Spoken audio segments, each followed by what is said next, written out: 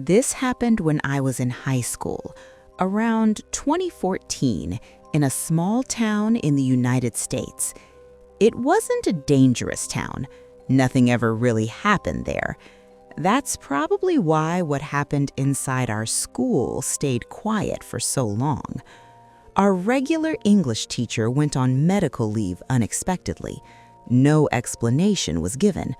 The following Monday, we were told we'd have a substitute for a few weeks. His name, we were told, was Mr. Harrow. The first day. Mr. Harrow arrived before the bell. That alone was strange. Most substitute teachers rushed in late, confused, asking students where to sit. He didn't.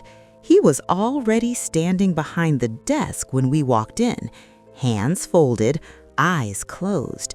He was dressed like he didn't belong in our time. Dark coat, plain shirt, no tie. His clothes looked old, not dirty, just outdated. When the bell rang, he slowly shut the classroom door. He locked it. Then he said calmly, "Sit down, attendance first."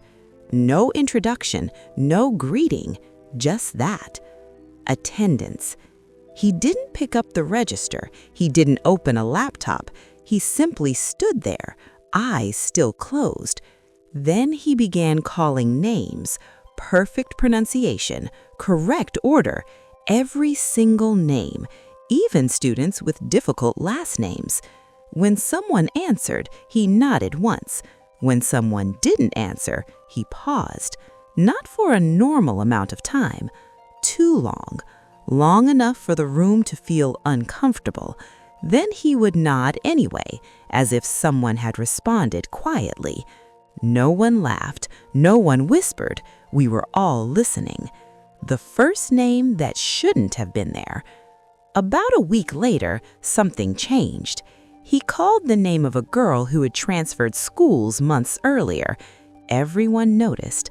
A few students glanced at each other. Finally, someone said, she doesn't go here anymore?"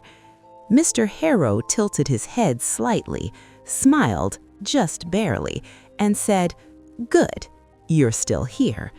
No one spoke after that. The rest of the class passed in silence. Small things that didn't add up. After that day, we started noticing details we'd ignored before.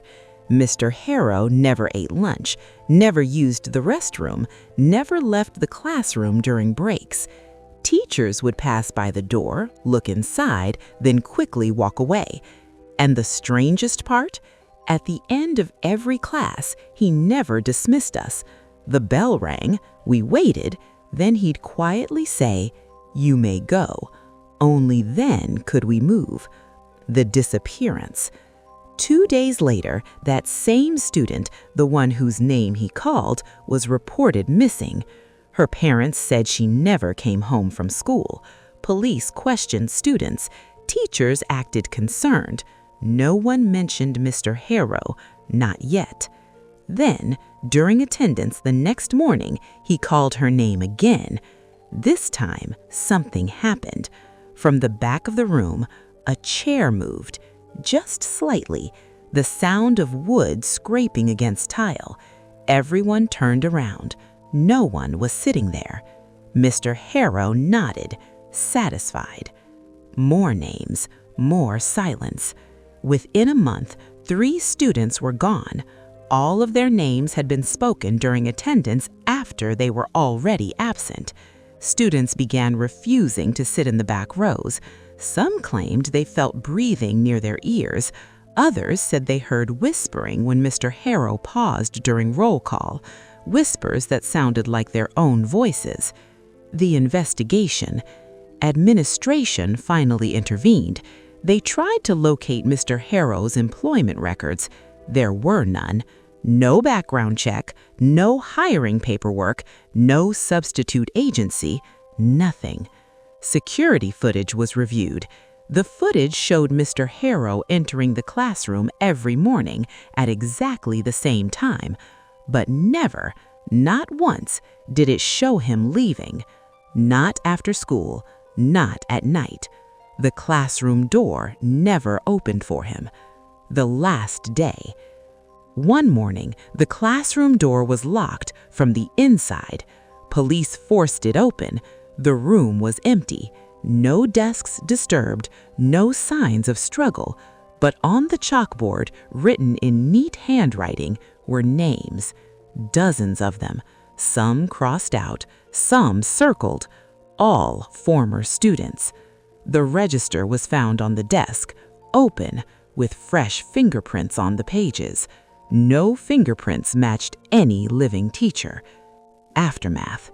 The class was dissolved. The room was sealed.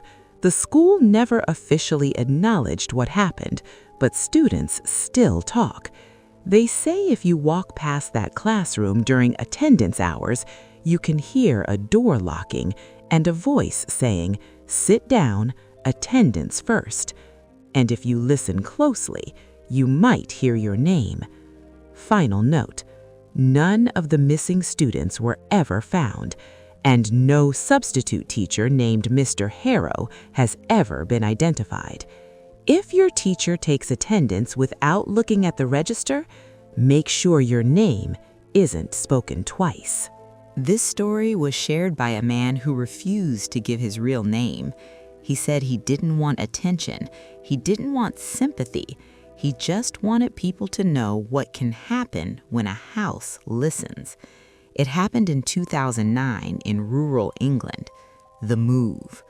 He and his wife had been looking for a quiet place to settle down, somewhere away from people, away from noise. So when they found an old countryside home at an unusually low price, they didn't question it too much. The real estate agent mentioned the previous owners had left suddenly. No explanation, no follow-up questions. That should have been the first warning.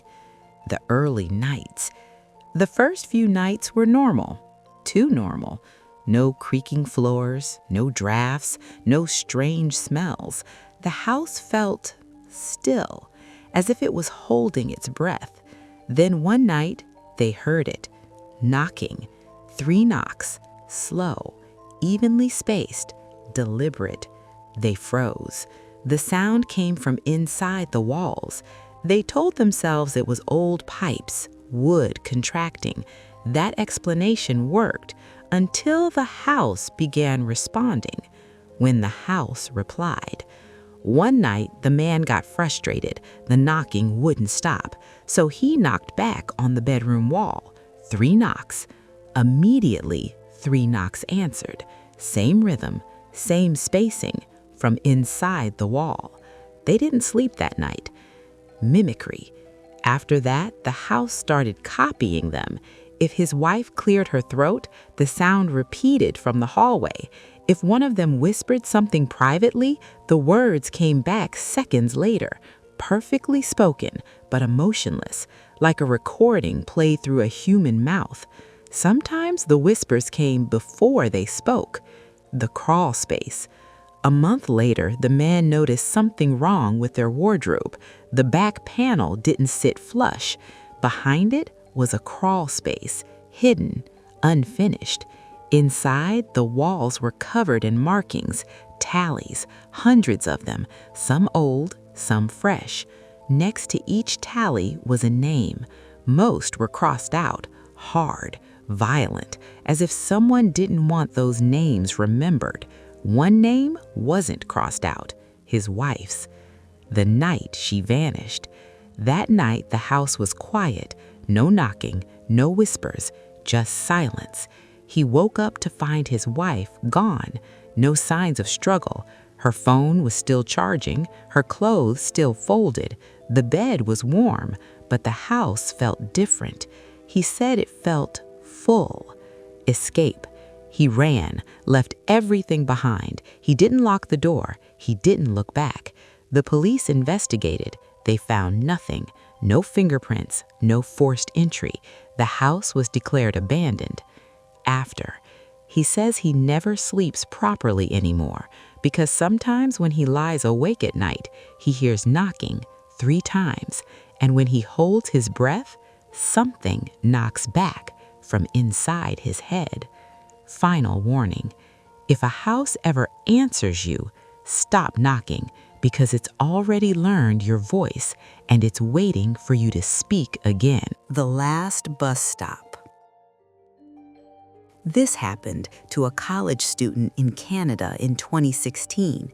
He submitted this story years later and said he still avoids public buses at night, not because of what he saw, but because of what noticed him.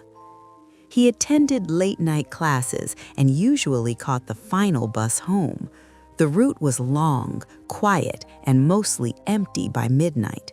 There was one stop that never made sense. No bench, no sign, no streetlight. Just a narrow stretch of road swallowed by trees. The bus always slowed there, every night, even though no one ever waited. The driver never looked toward it. Passengers learned not to ask. One night, the bus slowed more than usual. Then it stopped completely. The doors opened. Cold air poured inside. A woman stepped on. She looked ordinary, mid-30s, plain coat, wet hair like she'd been standing in mist. She paid the fare without looking at the driver and walked to the back. That's when the driver whispered, barely audible, "She wasn't there when we stopped." The temperature dropped immediately, not broken heat or cold, deep cold, the kind that settles in your chest. Passengers began noticing reflections in the windows. Everyone's reflection lagged slightly. Everyone except the woman. Where she sat, the glass showed an empty seat. Someone quietly moved closer to the front. Another passenger rang the bell early. The bus didn't stop. When the bus reached the next stop, the woman stood. She moved stiffly, like her joints weren't used to motion anymore. She turned to the driver, smiled politely, and asked, "Is this where I died?" The bus slammed to a halt. Lights flickered. Everything went silent. No engine, no breathing, no ringing bell. The lights went out completely. For several seconds, no one moved, no one spoke. Then, footsteps, slow, heavy, walking down the aisle, stopping beside seats, as if counting. The lights came back on. The woman was gone. So were two empty seats no one remembered being empty before. The bus company shut down the route weeks later. Official reason was mechanical concerns. Unofficial reports said drivers kept hearing footsteps behind them, even when mirrors showed no one there. Some drivers claimed the bus bell would ring on its own, always at that stop, always at night. The road is still there. The trees are thicker now. Locals say if you stand there late enough, you'll hear a bus slow down, doors opening, and a woman asking quietly, "Is this where I died?" All three stories were submitted as real experiences. No names were changed, no details exaggerated, and no one involved ever returned to normal life afterward. If you're listening to this late at night and you hear a bus slow down outside, don't look. Some stops aren't meant for the living.